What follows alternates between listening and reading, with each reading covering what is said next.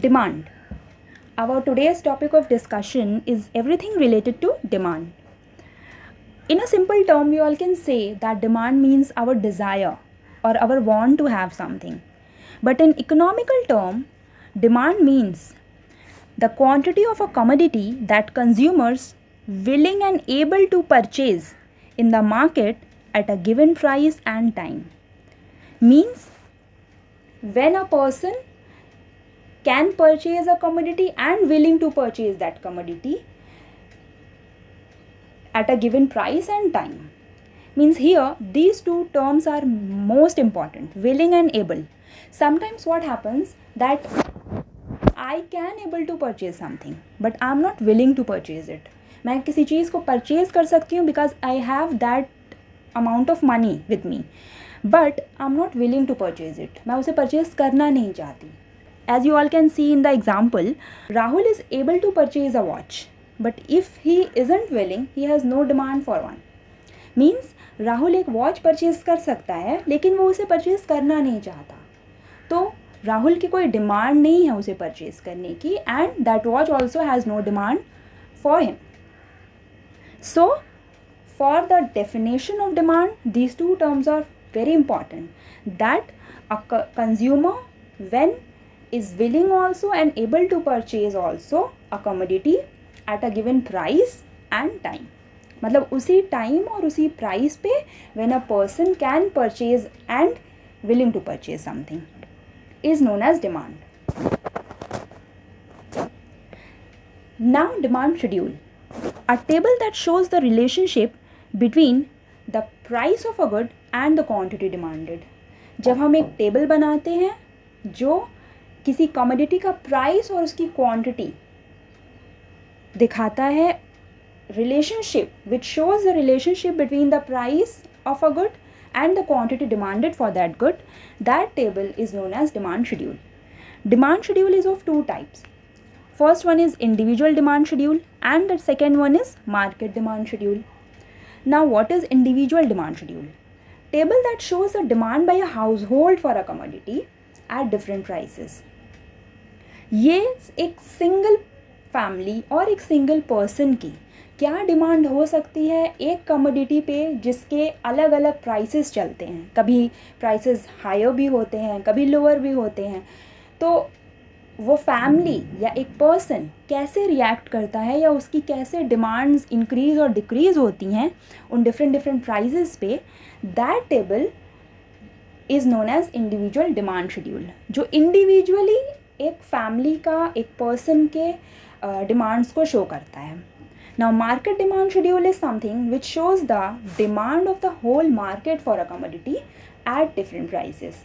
यहाँ पे सिंगल नहीं, यहाँ हम होल मार्केट के रिएक्शन को और डिमांड्स को देखते हैं. जब किसी एक कमोडिटी पे उसके अलग अलग डिफरेंट प्राइसेस होते हैं, तब होल मार्केट का रिएक्शन और डिमांड्स कैसी होती हैं उन्हें हम जब एक टेबल पे प्लॉट शो करते हैं, then we call it as market demand schedule. This is the example of individual demand schedule and this is the example of market demand schedule. In individual demand schedule you can see prices यहाँ roses के दिए हुए हैं पर piece. जब 5 रुपये था तब Rahul, he is an individual, so उसकी डिमांड दी हुई है कि जब 5 रुपये था तब उसने 3 पीसेस रोजेस खरीदे. जब 7 रुपीज़ था तब उसने 2 खरीदे, बिकॉज यहाँ पे रोजेस के प्राइस इंक्रीज़ हुए तो उसने डिमांड कम कर दी. एंड जब 4 रुपये था तब उसने 5 रोजेस खरीदे. मीन्स जब सबसे कम था तब उसकी क्वांटिटी सबसे ज़्यादा थी. This is the law of demand, that when we purchase more quantity of a commodity when its prices are lower and vice versa. Now market demand schedule में again the prices of roses are same and Rahul's demand is also same. There is one more person, Sohan, who is purchasing. जब 5 रुपये था he has purchased 4 quantities of roses. जब 7 था तब उसने 2 खरीदा. जब 4 था तब उसने 6 खरीदा. सो यहाँ मार्केट डिमांड हम कैसे शो करेंगे? राहुल और सोहन के क्वांटिटी को we are going to add and वो हमारा मार्केट डिमांड होगा उस रोज़ के लिए कि जब रोज़ेस के प्राइस 5 रुपीज़ थे तब 7 क्वांटिटीज़ में उसे परचेज़ किया गया। जब 7 रुपये थे तब 4 ख़रीदा उन लोगों ने, और जब 4 रुपये थे तब उन लोगों ने 11 पीसेस ख़रीदे।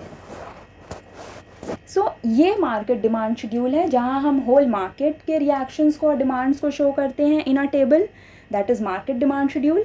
एंड जब इंडिविजुअली किसी एक हाउस होल्ड को, किसी एक कंज्यूमर को हम कंसिडर करते हैं, जब हम उनकी डिमांड्स को दिखाते हैं किसी टेबल पे, that table is referred to as individual demand schedule. Now the demand curve, a graph of the relationship between the price of a good and the quantity demanded. Means we can say simply that when we plot demand schedule in a graph, or the graphical presentation of a demand schedule is known as demand curve. हम demand curve में एक commodity के price को और उसके demand को हम जब प्लॉट करते हैं, उनके ग्राफिकल रिलेशनशिप दिखाते हैं, then we called it as demand curve. Now again, demand curve is also of two types: individual demand schedule, demand curve, and market demand curve. Now individual demand curve is what? Graphical representation of individual demand schedule. Means जब हम individual demand schedule को graphical representation में represent, we call it as individual demand curve. जैसे कि यहाँ हमने राहुल का table वहाँ बनाया था, तो यहाँ उसे हमने प्लॉट कर दिया, इसे हम इंडिविजुअल डिमांड कर्व कहते हैं.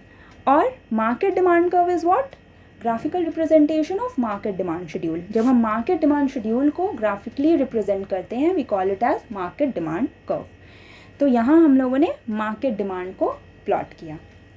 जैसे कि जब 7 रुपये थे रोजेज़, तब दोनों ने 4 क्वांटिटी समअप करके 4 क्वांटिटी परचेज़ किया था. जब 5 रुपये थे तब 7 परचेज़ किया, और जब 4 रुपये थे तब 11 परचेज़ किया.